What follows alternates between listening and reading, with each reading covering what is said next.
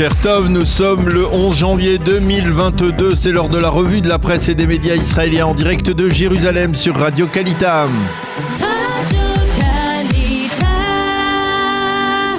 À Jérusalem, notre correspondant Daniel Haïk. Et ce matin encore, Daniel, les manchettes des quotidiens sont consacrées à l'épidémie d'Omicron que le gouvernement semble avoir le plus grand mal à maîtriser. Et oui, Lana, cette absence de maîtrise se reflète à la une des quotidiens et des pages d'ouverture des principaux sites d'information israéliens. Le Israël Hayom a choisi de titrer sur l'une des recommandations principales des experts sanitaires, la réduction de l'isolement, de la durée de l'isolement pour les Israéliens qui ont contracté le virus. De 10 jours à une semaine seulement, cela pourrait alléger le système, dit-on. Et autre recommandation en évidence, permettre l'injection du 4e vaccin à toute la population israélienne et pas seulement aux personnes âgées. Le Yediot Ahronot mentionne en manchette la recommandation drastique de l'ancien directeur général du ministère de la Santé, Moshe Bar Siman Tov. Il faut fermer l'ensemble du système scolaire en Israël pour l'instant. Et en manchette, le Yediot Ahronot fait état des conséquences de la politique de retenue du gouvernement, la détresse des médecins dont les services hospitaliers commencent à être saturés, la détresse des commerçants qui voient leur clientèle disparaître sans avoir de compensation économique et enfin la détresse des adolescents israéliens qui, selon des assistants sociaux, sollicitent des traitements psychologiques voire même psychiatriques. Et en marge, les quotidiens israéliens et les sites d'information indiquent que Yair Lapid a été diagnostiqué positif et ce après avoir toussé en conseil des ministres dimanche en direction de Naftali Bennett. Je me porte bien, a déclaré Yair Lapid. Et le Israël Hayom livre ce matin à ses lecteurs un guide du travailleur malade justement ou en isolement. Et oui, c'est bien la preuve qu'il y a aujourd'hui plusieurs centaines de milliers d'Israéliens qui répondent à cette définition du travailleur malade. Le journal explique ainsi qu'un employé qui a dû se placer en isolement après avoir été défini comme cas contact peut recevoir une indemnité à partir du second jour d'absence. Son patron peut considérer tout de même ces journées manquées comme congé de maladie. Pour ceux qui est par exemple des indépendants, ils pourront recevoir une misérable indemnité de 430 shekels par semaine d'isolement. En marge, le Haaretz consacre sa page d'ouverture ce matin à l'opération de vaccination dans les écoles, une opération qui ne parvient pas à prendre de la vitesse.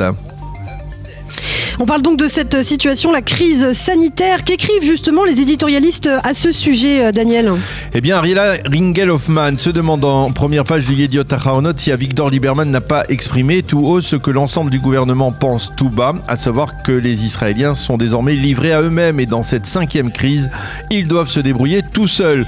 Ceux qui ont les moyens de payer les tests antigéniques, les paieront, et ceux qui n'en ont pas les moyens, qu'ils souffrent en silence, demande le gouvernement. Et d'ailleurs, en page 6, le Yediot Ahronot nous propose le journal des petites entreprises israéliennes, des laissés pour compte qui expriment leur détresse économique et commerciale actuelle.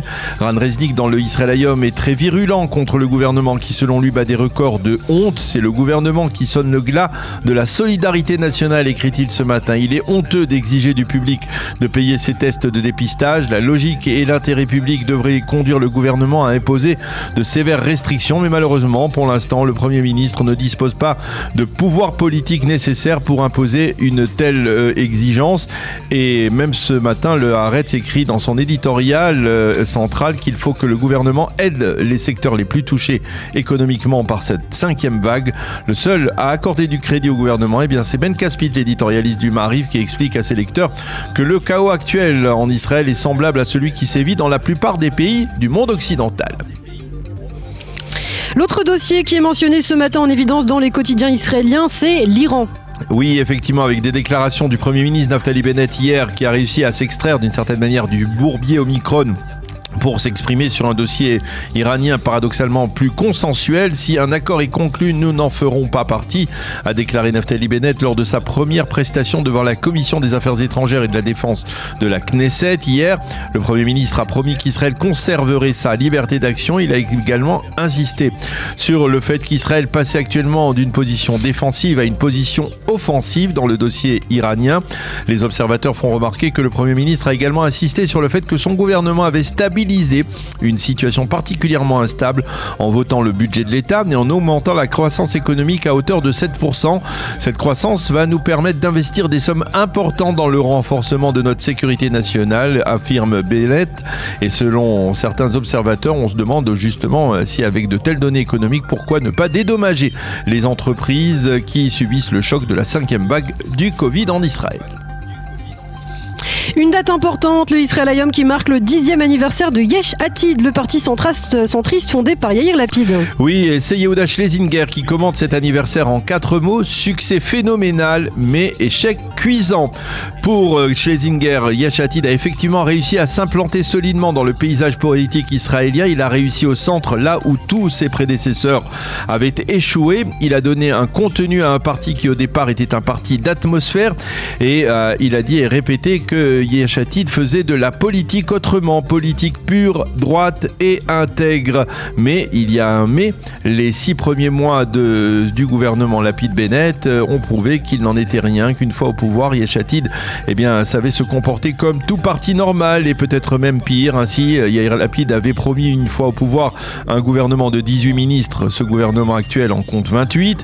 Il avait promis de ne pas utiliser la fameuse loi norvégienne, mais aujourd'hui la Knesset compte un record de députés norvégien entre guillemets, et Lapid avait promis de combattre la distribution de subventions privées aux députés. Or son parti a reçu ces derniers mois d'importantes subventions de ce type, bref des promesses mais pas les moyens de les concrétiser une fois au pouvoir.